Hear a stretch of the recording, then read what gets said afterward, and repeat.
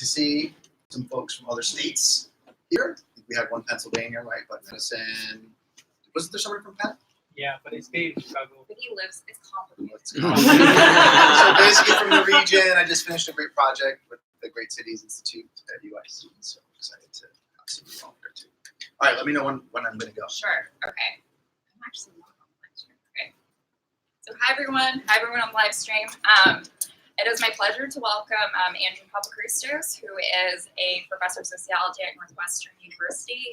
He's also the director of the Northwestern Neighborhood and Network Initiative, as well as a faculty fellow with the Institute for Policy Research at Northwestern. He's also a Chicago native. And his hardest job is probably being my advisor. His research is mainly focused on looking at the connected nature of cities, in particular how citizens, neighborhoods, and institutions are connected, and how those things affect what we do, what we think, and how we feel. And most of his work has done a significant amount of work looking at issues of gun violence. And so please join me in welcoming Andrew. So I'm very excited to be here, and thanks. I've been hearing a lot about this since last year. Supervising Tina is not the hardest job I have. It's not the easiest either, but it's really enjoyable. Okay. Oh, sorry, live stream. Just kidding. So just quickly before we go on, as Tina mentioned, the Northwestern Neighborhood Network Initiative N3. Really, it's an effort to bring sort of stuff from computational, sort of social sciences into research and evaluation, community policy-oriented stuff, and actually to mix that sort of work with other sorts of field studies, interview studies, life course history studies. We're doing some very cool stuff around storytelling and narration that will be happening as well. And also to think about ways eventually to engage both citizen science and think about how we can train our partners to go collect data. And also we're still going to be continuing thinking about how to do, a lot like some of the efforts here, think about how we can get and sort of change up and diversify the type of faculty we see, and scientists that we see, especially first-gen college students and students representing groups. So we're trying to launch a post-baccalaureate program, start working with some programs as early as high school, and hopefully those will be running. So stay tuned, send us an email, come check us out, come to a lab meeting. Sometimes we have donuts from Venison's, which is delicious, totally not low fat. So today, I understand somebody's here from the Invisible Institute, so a lot of the data I'm going to be talking about today actually are coming from the Invisible Institute. And I'm also going to be kind of giving you some preview of papers that are coming out in phases within the next 6 months or so. Which brings us to sort of what are we going to talk about? Well, we're going to talk about police violence. And I think all of us, whether or not you knew about police violence, say before Ferguson or before Michael Brown, Orlando Castile, it's back in the national spotlight. And there have been other periods, by the way, in American society where this was front page news, especially in the 1960s. And one of the things I really want to do is congratulate and really set the moment, but I'm not going to tell you what I'm not going to talk about, which is the consequences of police violence. So we've actually started to see a lot of research on the consequences of police violence. Sort of who are the victims and the receiving end of this, which is largely young men of color disproportionately. So young Black and Latinx individuals are 5 times more likely to be the victims of police violence. It also gets under your skin. You lose sleep. You experience secondary trauma. It also affects people from withdrawing from engaging public services. So all bad. Let me just start there. Not disagreeing with any of that. What we're going to try to do today is really try to figure out, like, what does police violence look like? What is the social structure of police violence? And here's what is really important.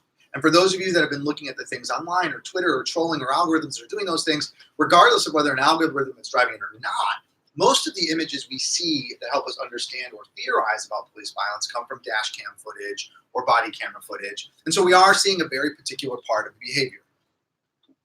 Is that extreme? Is that not extreme? We actually don't know that because our theories of police violence are essentially bifurcated. You're either bad apples, right?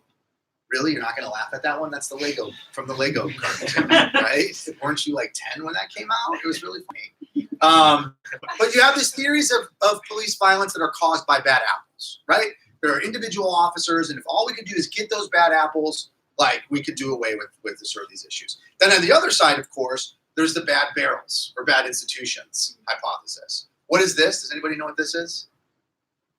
Okay, showing my age. The Rampart scandal in Los Angeles. Does that mean anything to anybody? Go ahead, Kevin. Wasn't it a unit who were attacking primarily people of color, but around Yes. around gangs, like It was- people who are affiliated with gang members? I don't know. You win the door prize. Tina, make sure he gets some swag. The Rampart unit in Los Angeles was their gang unit that literally terrorized gangs and communities, right? They planted drugs, they were robbing them, they were committing acts of violence. There's a whole movie on it with Robert Duvall and Sean Penn called Colors. It's a little dated, but it's a good sort of 90s era Los Angeles Rampart scandal. But look, once you're a gang unit and you're making patches and t-shirts and getting tattoos, you're no longer a bad apple. You're something else, right?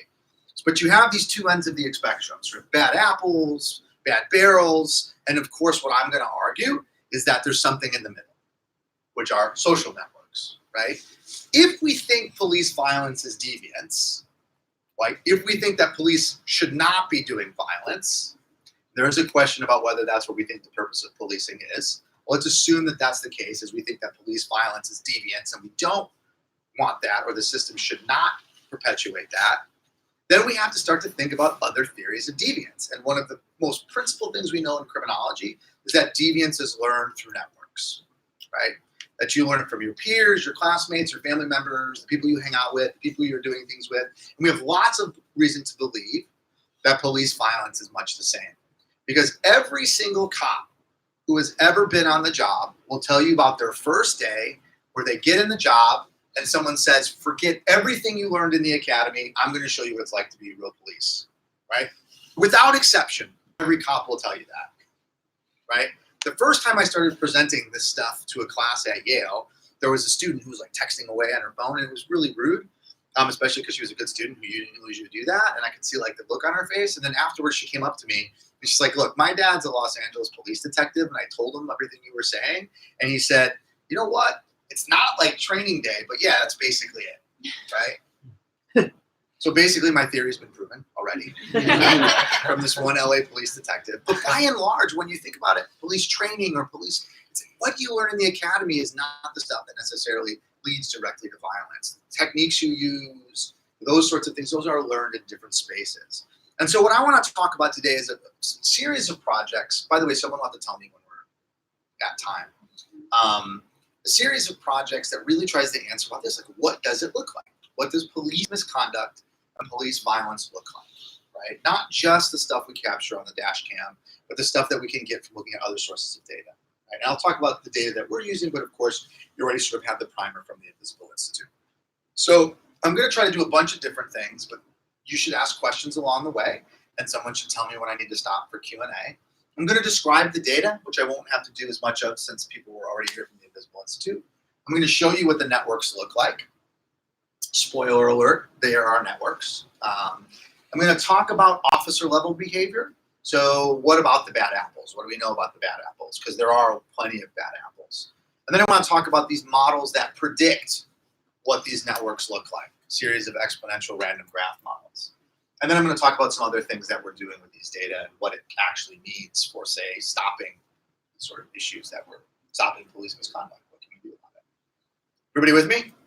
All right, cool. Let's talk about the data. So here's the first thing I want you to remember. There's a history of police violence in Chicago.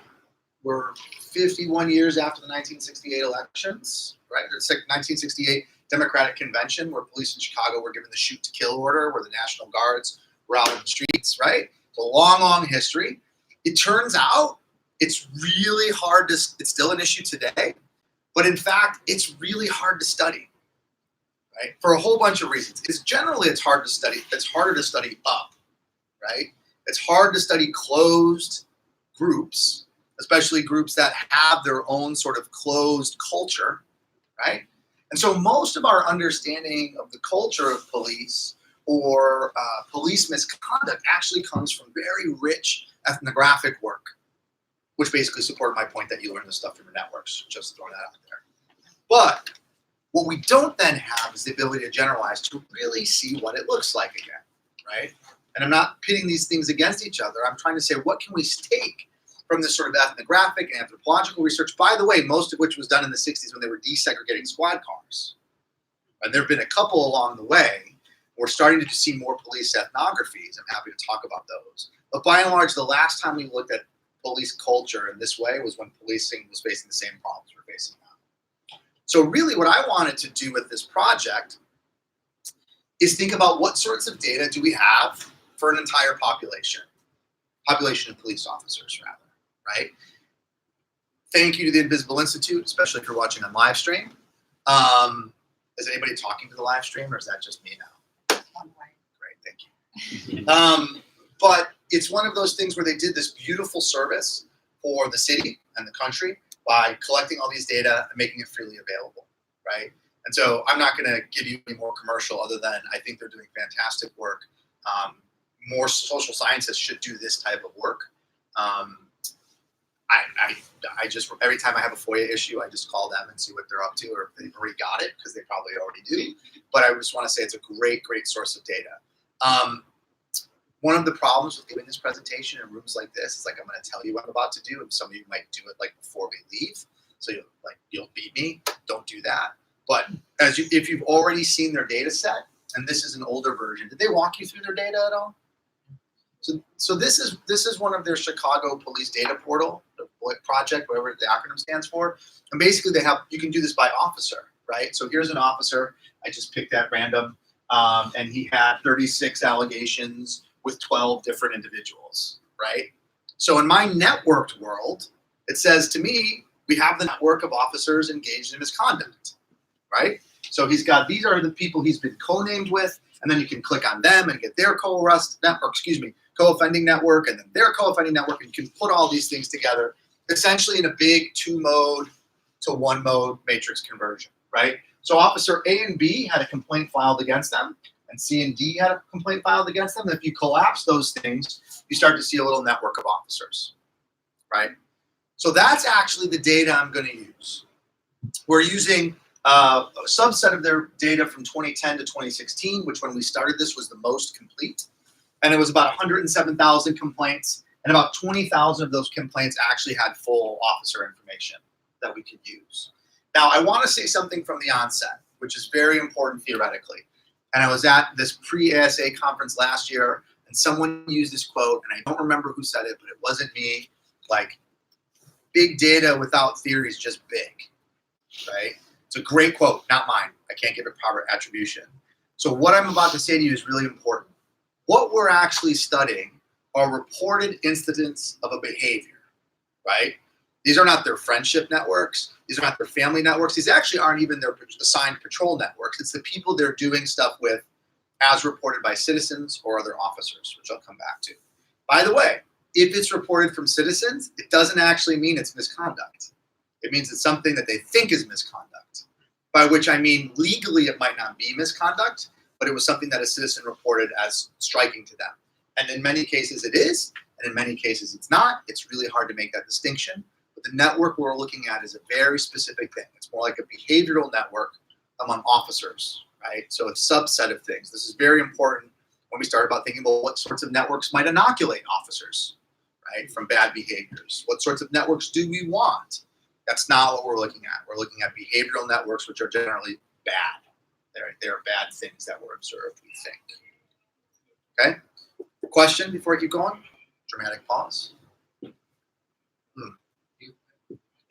Yeah. Yeah, real quick. So do you personally, just like from a before any analysis, like the issues of dropping out so much data, like the non-completeness and what that means and what it means to have complete data and not complete data, and have to tell something about level of severity or dark spots in the network, your sense of that? Yeah, my sense of that's a great question. My sense of that is a couple different things. So the first part is the reason they're not in there is because the person who reported it didn't know. So they saw a white bearded officer around this time, but they can't say it was Andrew Papachristos. Usually when it's something very personal, they seem to have the information, at least the data are here. We don't see too much variation in like the types of things where stuff is dropped, right? So that's about as far as we can go with the current data we have. The inference is, of course, we still are probably underestimating behavior anyways. So like deviant behavior or criminal behavior in general, only about a third gets reported, right? And of those, much fewer lead to actual, say, arrests. It's almost entirely probably the same thing here. The complaints that get reported are probably just a small chunk. And so when I'm making inferences, I try to keep that in mind. Does it worry me? I mean, yeah. I don't have a way around it. And I'm not, a lot of the kind of debates we get into in the academic setting are usually, this is not to say anybody in this room, they're usually around people who have never worked with real data, right?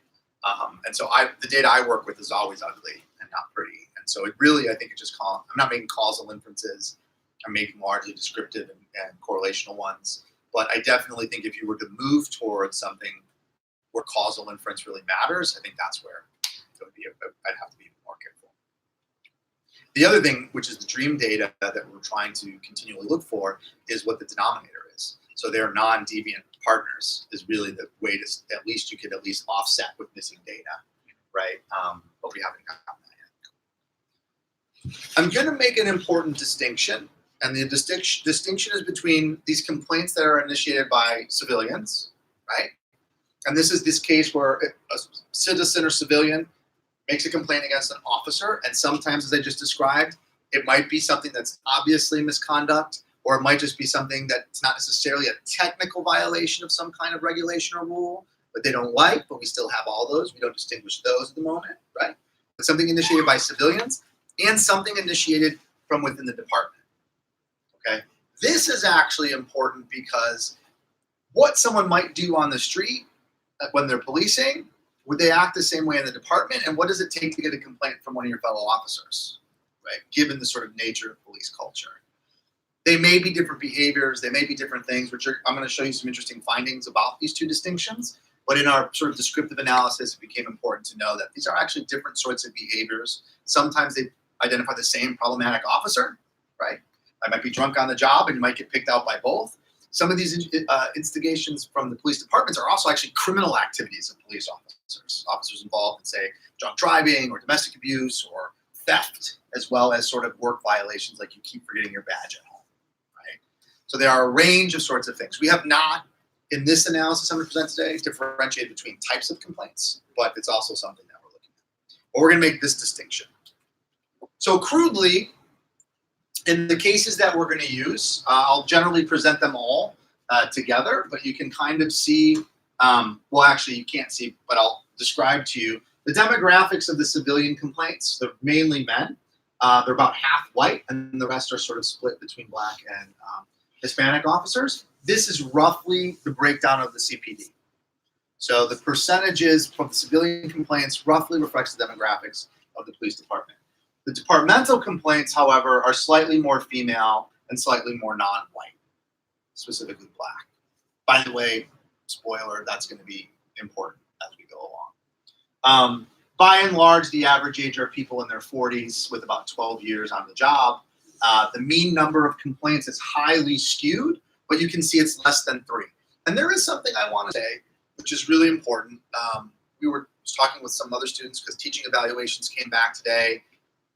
You're going to have complaints. If you're a police officer, what they're for might vary. 3 complaints over a 20-some-odd year career, is that too many, too few? I can't answer that. But if you get a bad teaching complaint and you have 1 of them, that's different than if you have 120 of them, right? So understanding the patterns and the trajectories will be important as we move on. But understanding that the mean is pretty low, relatively speaking, is actually important just as we think about police, the nature of police work, right? And in general, what that might mean. I'm going to go through the sort of network descriptive things later, so we can just kind of hold on to that. So the network. Here's the first thing that I want to pause on when we describe what we're learning from these data. And it's quite simply this. Police misconduct is a group phenomenon, plain and simple. So is delinquency more generally, but police delinquency and police deviance is also a group phenomenon. There is one important caveat here. Policing is a group thing in general. So very rarely in Chicago, I mean, actually never in Chicago do you have solo officers riding around. They're almost always paired. There's only 1 or 2 districts where they allow 1 police officer. squad cars. They're almost always by design paired, which going back to the issue of the data that I'm really missing, that's what I'm missing. But we'll see people change this up in general. But it is a group phenomenon to an extent that even beyond assignment is quite interesting.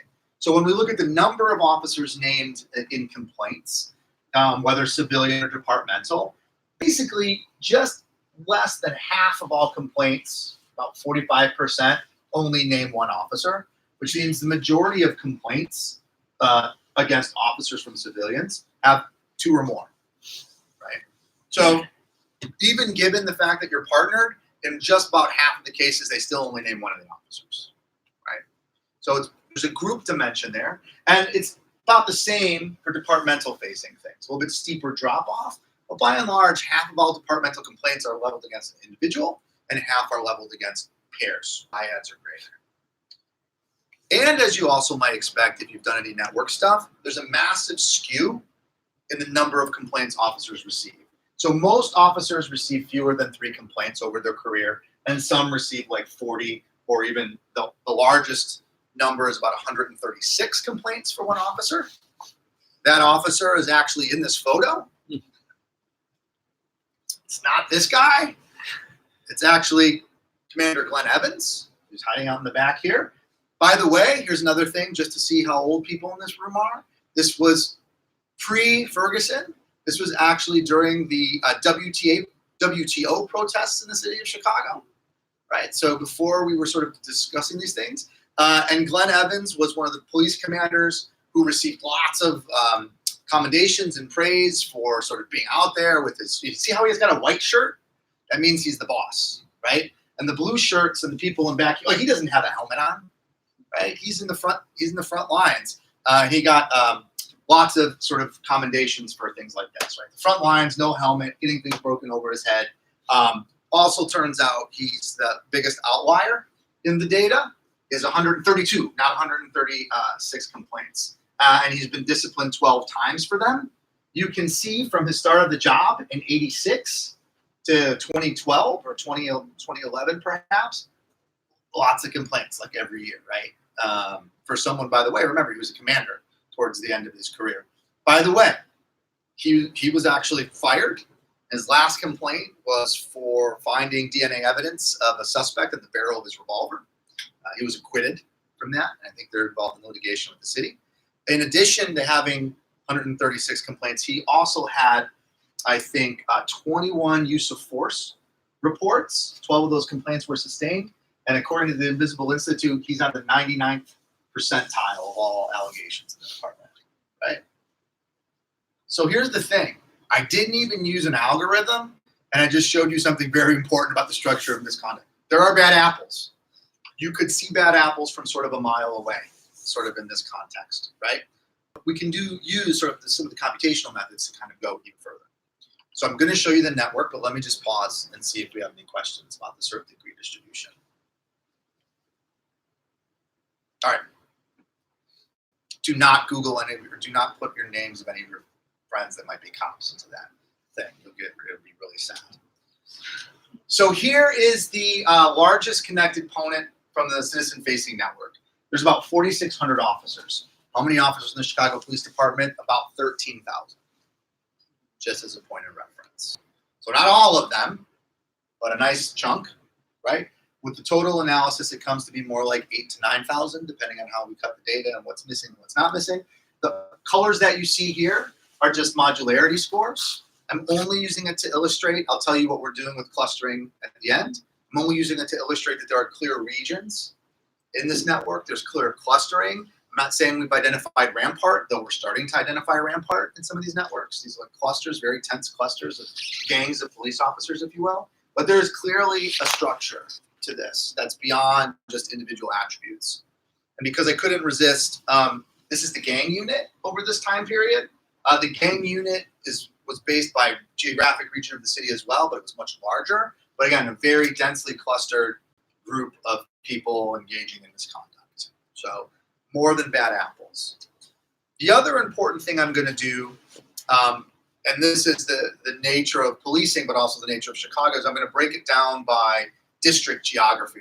Chicago's cut up into 22 police districts. It used to be 25. It's now 22. But here's just one police district. Every single district has roughly the structure we would expect, which is the largest connected component and a bunch of other components, right? Smaller components. The nature of department-facing components is slightly larger, or slightly smaller, largest connected component, but again, other sorts of smaller connected components. And things like this, by the way, are of course like one big fuck up that happened on the job that they all got in trouble for. I don't know if they all forgot their badges on the same day. I can look into them, of course, but those tend to be cases where there was one big sort of identity. When I've looked at co-offending networks of sort of citizens, for example, things like this tend to represent like a big gang arrest or a big sort of police intervention. It's the same thing, just on the cops themselves, right? So we're going to run all of our models that I'm going to describe to you by district. I'll present you sort of a mean effect, but I'll also just show you some of the variation, which becomes very important. All right, questions? You got me? Yeah, I got it. This is kind of like inside baseball kind of things on this, but like so often on network representations of data or like plotting it. Yeah. I mean, let's be honest. Often it doesn't look like it. That's true. Right, and more often than not, people throw those things up to show that they can do it, but they don't actually even talk about it or anything. So when you look at something, someone who's like published a lot in this and thinks about this a lot often, what are the features that you see, especially on those big clouds? Yeah. Like what is like you're like, okay, cool, that told me something. Yeah. On the big cloud I showed you here, nothing. Okay, cool. Yeah. Okay, cool. So, but that's also not in the published paper. So I did that sort of for effect for the presentation. But on these, however, the things that are important to me are that they're a largest connected component, right? That's actually the big key here that I'm trying to show. Because then what you'll see, if you couple this with the degree of distribution, basically what it's telling you is, throw it back at you, see? No, I did. Largest connected component, skewed degree distribution. What is that? What's the, I'm going to fail you all for the class. What's that? Small world. Yeah, small world network. That's probably what it is. Think Nelly, right? No, but I mean, so that's why these networks are then more telling, right? Because you know if you have those properties, you start to have a property that's going to lead to, say, roughly a small world.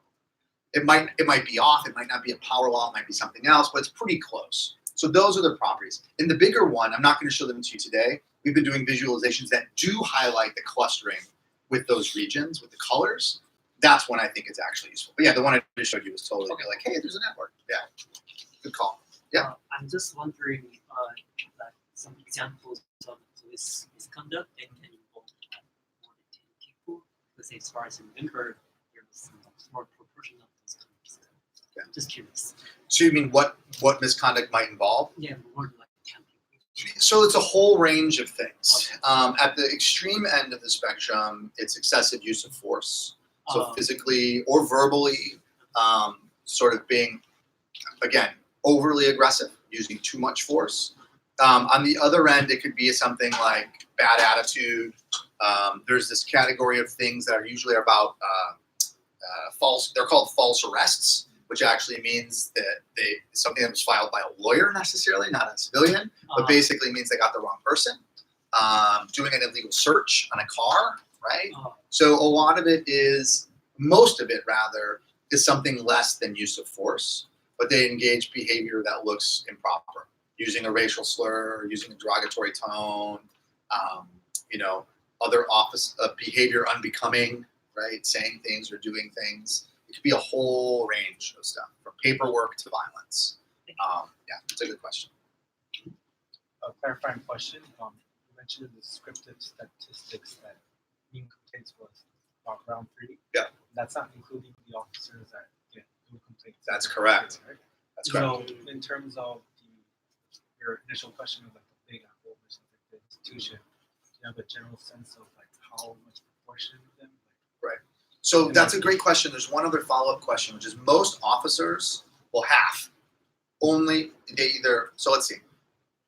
Basically, the network covers about 2/3 of all police officers that get any complaints, which means they would be in isolate. About 30% of all the officers that do get complaints only get solo complaints. And then others get a combination of solo complaints or complaints with other people, right? So in terms of the bigger question, and thank you for framing it that way, it's it's bad, right? So it's not the whole barrel, but it's like 2/3 of the barrel. But the problem, the difficulty and the fun part about the networks and these illustrations is that in this, even in this network, and visually this becomes important, like these individual officers that have one, these are the officers that only had a complaint by themselves, right? And then you have some officers, and these are probably situations where you and your partner got a complaint. But when you start seeing the clustering and clumping, that's actually where most of the problem activity happens. And so I do think it's important, and this is where I think the benefit of networks are happening, is it lets you say, okay, look, there's plenty of bad apples. We'll be able to identify them. And in fact, just to push the cliche even further, and this is what some of our new analysis is showing, bad actors are actually the hyperconnectors in the networks. Because one of the things that often happens with bad actors is they move them around.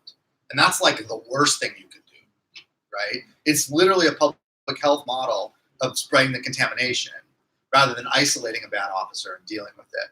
So I think it's a middle level of explanation, and it's one I think is super interesting. And if we always keep having this debate between finding those bad officers, by the way, we'll come back to changing the big stuff later because you have to do that. There's this middle level of intervention you could do like right now that could potentially be hugely impactful. You might want to punt this because it might ultimately be Sure. a data question. But I'm thinking about differential willingness to report in different Yes, populations yes. based on how they're treated by the police and that kind of thing.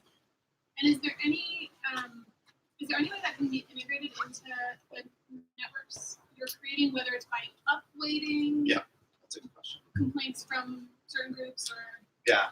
So the way we're going to deal with it, by the way, is fixed effects for each district, which basically in Chicago captures like the racial and sort of disadvantage and poverty distinctions. There's a cool paper by that just came out. It's called "Complaining While Black." It's using exactly these data. Jacob Faber, and I can't remember his colleague's real name, but she goes by Sociology Jones on Twitter. Shout out to Sociology Jones on Twitter. It's a great paper. And the punchline is even controlling for crime rates, Black civilians complain more, but their complaints are sustained less than white people who complain less, but their complaints are sustained more. So there's clearly something caked into this around the composition of the neighborhood. Integrating it with this has been tricky so far, other than crudely like, it's just the levels of analysis are different and it's throwing in more autocorrelation. But there's totally room to do it. I would love to continue to think about that. Yeah. Just to clarify, when you say sustained, does that mean that the complaint goes forward? Does it say anything about the validity of the complaint? So the first part of your answer to your question is yes. What it means, so the complaint process crudely looks something like this. I make a complaint, anybody can make a complaint. You can go to your district or go online and make a complaint. Second step of the complaint means you have to file an affidavit, which means you have to show up in person someplace and physically sign the complaint. Then the complaint will be determined to be investigated or not. Then if the investigation continues, it goes to say almost like a grand jury system. And then you'll find out whether it's sustained or not sustained. Now, so yes, it means it's gone through this process. However, such a small percentage even make it that far, and there are biases that suggest it has nothing to do with the validity of the complaint, that when we see a sustained complaint, essentially what we know is it was really, really, really true. And then, by the way, even after the sustained complaint part, there's whether or not the city pays out. And the city is only paying out if they know they were wrong. They got it. You know what I'm saying? So, but we don't know anything about the sustained process. It's almost like a grand jury process. But what we do know is that this cutoff that I just described to you, there's a massive, massive racial disparity. And there's no evidence to suggest that the rates of complaining are different other than crime rates, right? And by the way, just a theoretical note on crime rates, high crime areas present other opportunities or they present more opportunities for police to engage residents in very tense situations, right? How you handle the situation matters tremendously. But at the same time, just as a sort of level of, let's just call it activity, it does mean you're going to have more direct confrontational situations. So which is often why you control for crime rates. And this Faber and Sociology Jones paper I just described, that's their point. It's like even above and beyond any baseline level of crime, there's still this massive racial. I'm going to show you some different racial differences in a second. It's a really good question. There's also a paper that shows by Schazenbach, I can only remember one author's names these days, that suggested that there's a strong correlation between payouts and essentially high degree police officers. So we believe that complaint data actually at the very least captures sort of high activity bad officers. Abby, did you have anything to say? Oh, I was just curious if you've tried to, in your analysis, attempted to make estimates for undocumented civilian complaints. Haven't. So my guess is they probably don't complain. I'm being totally honest. Or if they did, they probably didn't. So I haven't. It's a great project. Somebody who could look into that. But I'm betting that the complaints are just lower in those areas. Okay. So we've changed these models a little bit. So I was just telling someone ahead of time, I apologize if I start talking and I present the old stuff in my head and something different is on the screen, but the fundamental results are the same. So the first thing we wanted to look at is what determines whether or not an officer gets a complaint. And then once an officer gets a complaint, essentially enters the data, what's the probability that they're going to get more complaints, or how many, right? So we've done this a few different ways. Okay, so I am going to present to you a series of hurdle models, right? So if you think of the hurdle, the first hurdle you jump over is getting a complaint. And then the second hurdle is sort of how many complaints you're going to get. And we are going to differentiate between departmental and citizen-facing, right? These are our main covariates that we're going to look at. Race, age, gender, tenure, which is essentially how many years they were on the job at the time of complaint. And the other thing, which we call weeks at risk, is crudely like how long have they been on the job. Because there are some officers who start this as a second career. So there are cops that were in the military or school teachers or whatever. Those are the two that I've just interviewed more recently, which is why they were in my head. But they start later. So they actually start the job older rather than being younger when they start the job, right? So if you start and just started, you'll have less opportunity to get a complaint. So we kind of control by that as well. We've run a whole bunch of different models. These are the ones that I think we sort of settled on. So I'm going to present again. In this case, remember each line is a district, right? So one of the 22 police districts. The numbers here are just like which district, 1 to 25. Even though they changed the numbering to only have 22, they kind of messed up the numbering a little bit. But anyway, so I'll kind of read you the main sort of results and kind of get through it. So what we find in general is that one of the strongest effects is, of course, this is civilian facing and this is departmental facing, right? So men, by and large, get more civilian facing complaints, right? Almost like all the way, right? And then men get fewer departmental facing complaints. Another way to say that is women get more internal complaints. Men get more external complaints. We'll come back to that in a second because it comes really, really sort of important. By and large, there's not a lot of, in this case, variation in tenure in terms of who gets complaints, right? Rather in terms of how long you've been on the job. There's some variation sort of among Hispanic officers, sort of by district. By and large, not too much different than white. And then when we look at the actual effects, black officers are not necessarily more likely than white officers to get civilian complaints. They are slightly more likely to get departmental complaints, right? So let me just put this a different way. Women and black officers get more complaints from their fellow officers, right? Whereas largely white men get more complaints from civilians. Which, by the way, just if we want to put this in context, it basically means women and black officers face more on the job discrimination, unless they're actually doing something different inside the precinct house than they are doing outside the precinct house. And we'll come back to that, but there's not a lot of evidence to suggest that would be the case. Yes? So I'm also curious, who did this complaint? Like, I was thinking that even though you have information on this being complaint officers' attributes, but I'm also interested the attributes of who made the complaints, like the pairs, whether they have the same gender, same racial, or different racial.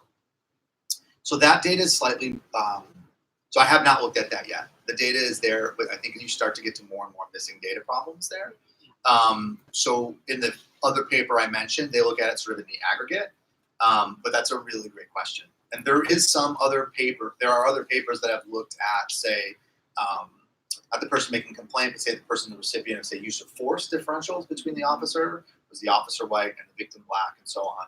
And the findings there are interesting but mixed as well. So it's a great question. You'd have to dig a little bit more and do some more coding, but it's a good idea. I asked you the question because in education we did that a lot, like whether Yeah, of teachers course. and the student have the same race, maybe the students have better. Right.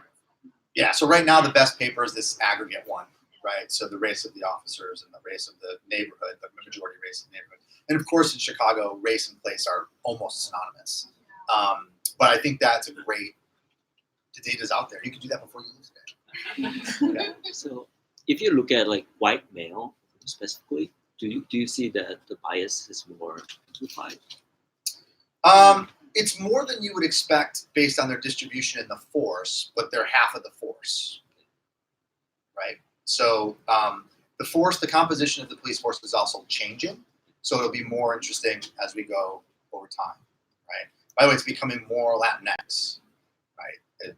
The rate of black officers is flat, but it's becoming more Latinx and non-white, but not more black. So that's a great question. So I don't have any other really different results other than, once you get a complaint, then men get more complaints across both, right? Tenure still is high variation, and black officers still get more departmental complaints, right? So that's the sort of big findings there. And I want to make sure I get through most of this. Are we doing on time? Okay. So I'm going to use a series of exponential random graph models. Actually, it turns out they're called Bayesian exponential random graph models. Just a shout out to George Wood, who might be in the sort of one of my collaborators. The other, of course, Daria Rothmeyer. George is the one that ran these sorts of models from the Bayesian. I've never done the Bayesian ones without George. So everything that's wrong is his fault. But basically what Burgum's and exponential random graph models are trying to do are predict the probability of tie formation, right? So given a network of a certain size and density, what's the probability that I'll form a tie with you as opposed to a tie with you, right? And that's basically what we're trying to figure out. Why does the structure look the way it does? So given what we know about who got into the network, given all the data sort of caveats, why does it look the way it does? And so the different parameters, you can have individual level parameters like the attributes, the nodes, right? So by the way, I took for granted a lot of network speak, right? The dots are the nodes and the lines are the edges, yeah? So the nodes are the cops, the individual cops. So we have nodal properties. We know their age, race, gender, when they started, where they worked, or at least where they worked when they got into trouble. And then we have properties of the tie. Did I form a tie with another white male? Did I form it with a black woman? And so on and so on. So we're going to add properties of both of those things. And we're going to look for direct effects. The edges parameter is just like a intercept. We're going to control for police officers that did not have a tie with anybody, so they only had offenses with themselves, essentially. We're going to look specifically at homophily by race on gender, right? So am I forming ties with people that are the same gender or the same race and ethnicity myself? We're going to also look at your total years on the force. And another interesting sort of homophily issue is how similar are we in terms of experience, right? This experience differential. So we're going to run 44 separate models, 22 civilian, 22 departments for every single one of the districts. We use about 10,000 simulations in each of those 44 models. And we're going to report back by sort of civilian and non-civilian. And again, I'm going to show you sort of the things broken down, but I'll have a little bit more clear distinction between sort of the mean effect and the individual effects. Here, the statistically significant parameters will be bolded.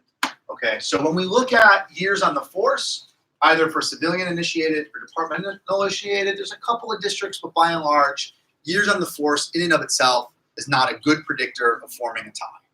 Okay, what is a good predictor, and actually the strongest predictor in the model, is the differences in years on the force, right? So the wider the differences in experience, the less likely you are to form a complaint, right?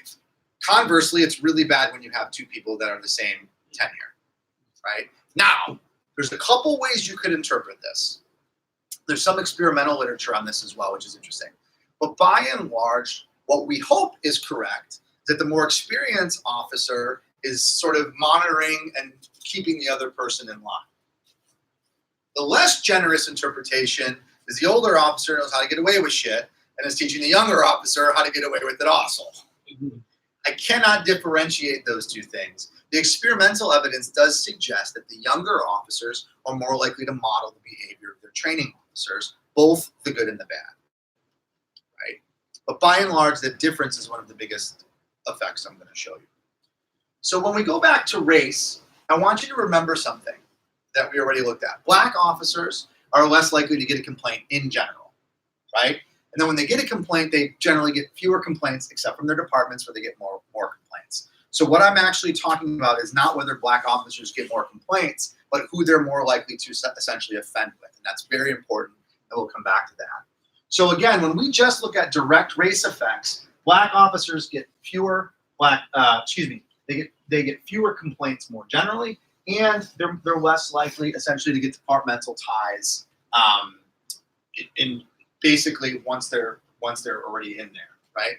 And then here's the thing that this is the thing where our big race finding, and it's that when black officers do form a tie, they're more likely to form a tie with another black officer as opposed to a non-black officer. Whereas we don't really see any differences for white and not many for sort of Hispanic officers, right? So they get fewer ties, fewer complaints, but they're less likely to form a complaint. They get fewer complaints, but when they form a tie, a deviant tie, they're more likely to form it with another black officer, right? So two black officers paired together is more likely to generate a complaint than two white officers paired together.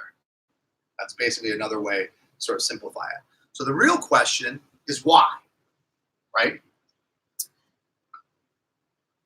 There is are black officers doing something different, or are black officers treated different? There's a long history of black officers acting differently, usually around issues of social justice within police departments. They have their own policemen's union. They're often on the front lines of other sorts of police reforms, right? And so this was a great article that just happened to be able to make my point from 2017, but really putting this sort of in context, right? The other thing that's very important that we also know is that black officers likely also face different types of discrimination, both from, as I've already mentioned, sort of their own fellow officers, but when citizens see two black officers together, right? So in general, the sort of image of black men as being criminal could be transferring over to black police officers who are then treated differently, meaning they might be doing something wrong or different, right? I'm not saying they are, I'm saying citizens and people in their department are treating them as such.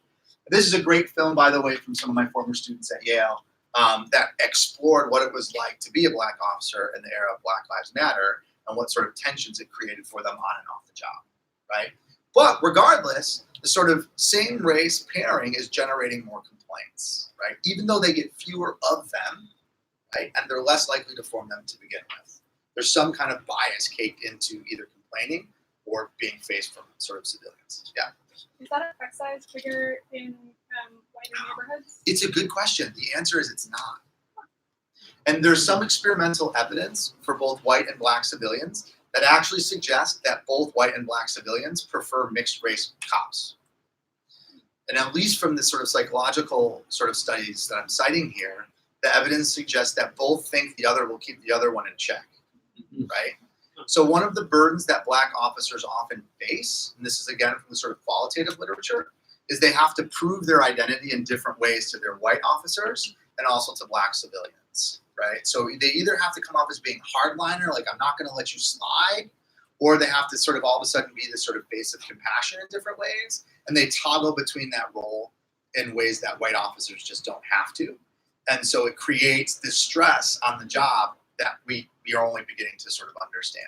But again, when we were desegregating squad cars, there was also a series of experiments, and 30 years later, we're finding the same thing. At least from civilians, they prefer mixed race cops. And again, at least the interpretations become of the burden that black officers face, essentially patrolling high crime black communities. And it's not something white officers face. There's actually like zero work done on Latino officers in this space, by the way. So again, anybody looking for great topics, it's like waiting there to see.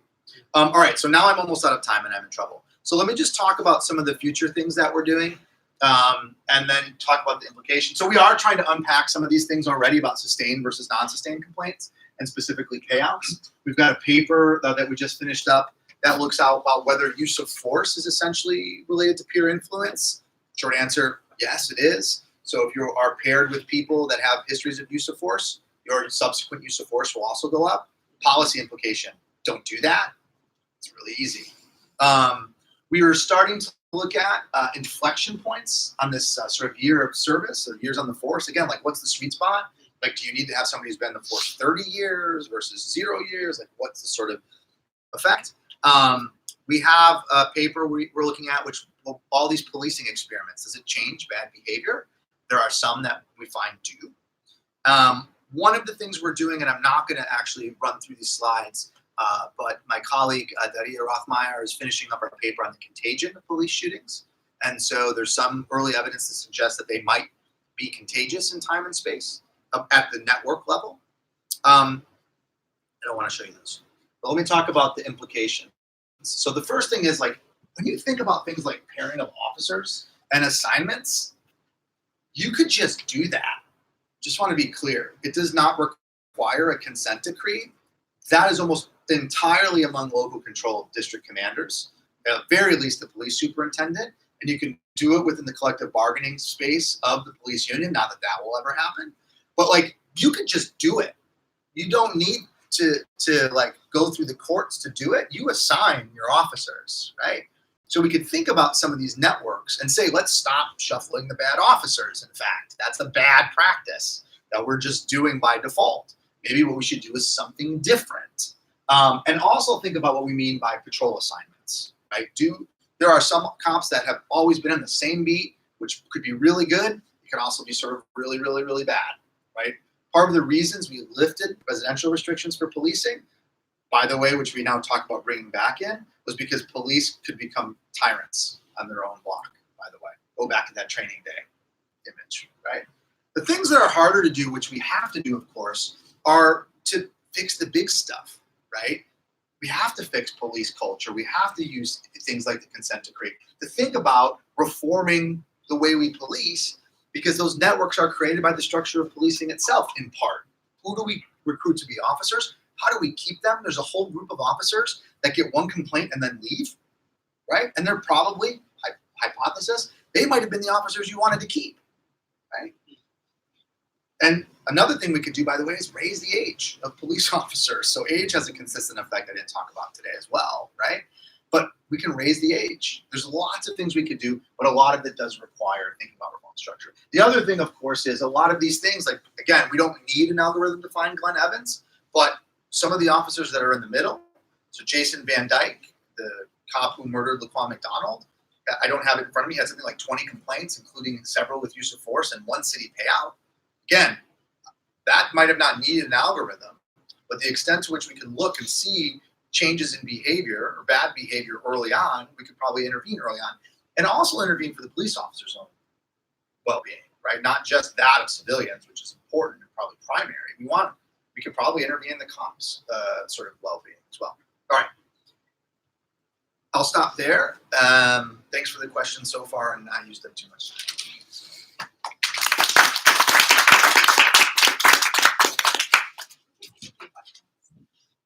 Maybe this is outside the wheelhouse, but do you have any plans to work with local districts to implement some of those easy changes and see what kind of effects they have?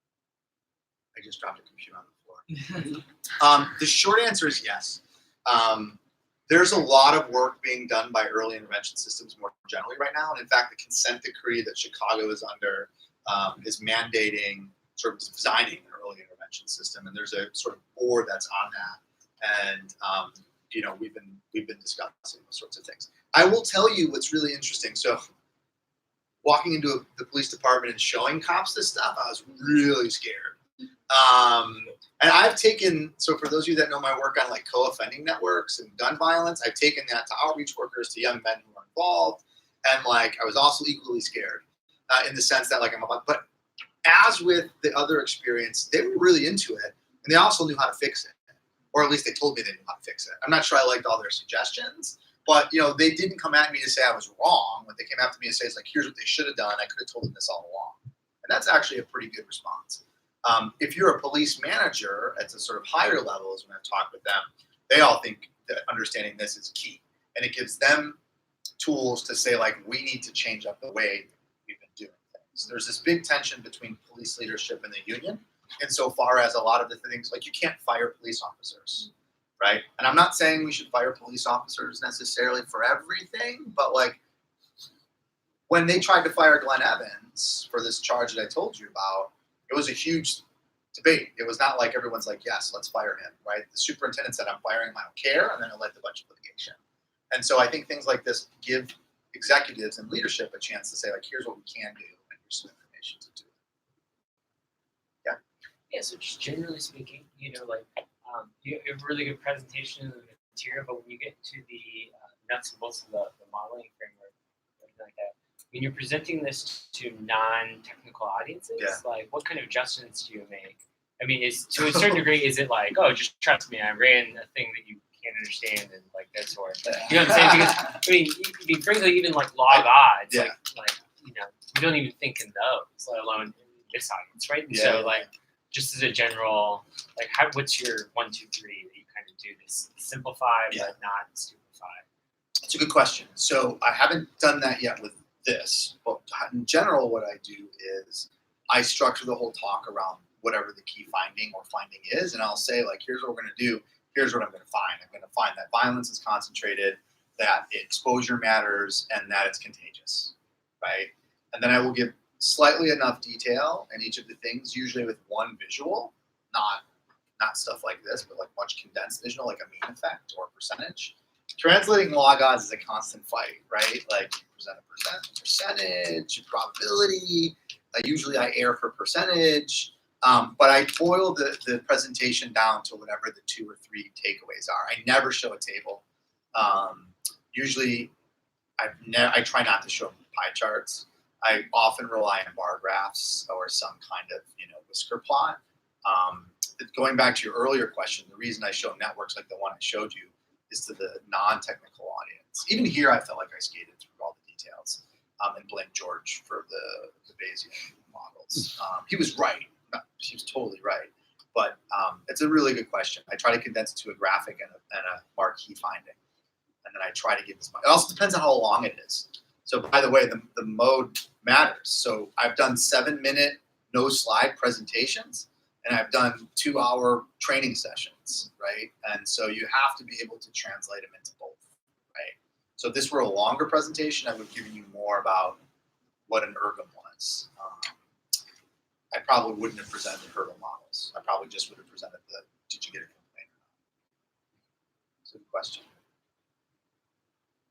Yes. So, the popular narrative, or at least in the news report, it's like white male cops are bad.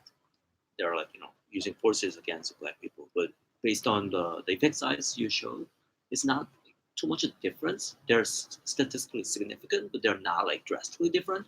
So, do you think it's a fault of media like reporting about those events more specifically? So I think the media is at fault for a lot of things. I actually think when we look at the effects of use of force, so we didn't differentiate by types of complaints. So when we look at the most serious complaints, use of force, the evidence about whether there's a race effect is actually mixed. So there are some studies that suggest white officers use force more. There are other studies that find black officers use force more.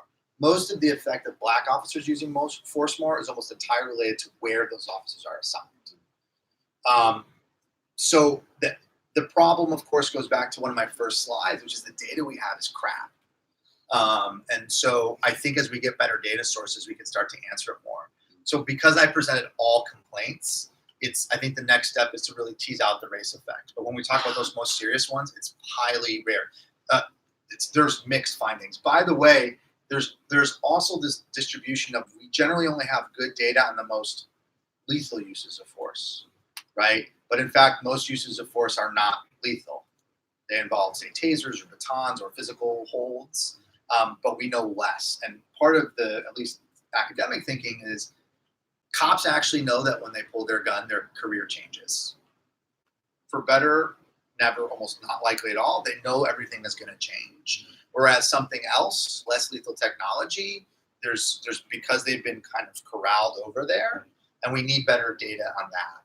And here we're trying to start to look at that. And there's a bunch of these data are also available that you can link with these data sets. It's a really good question. The race effects are tricky.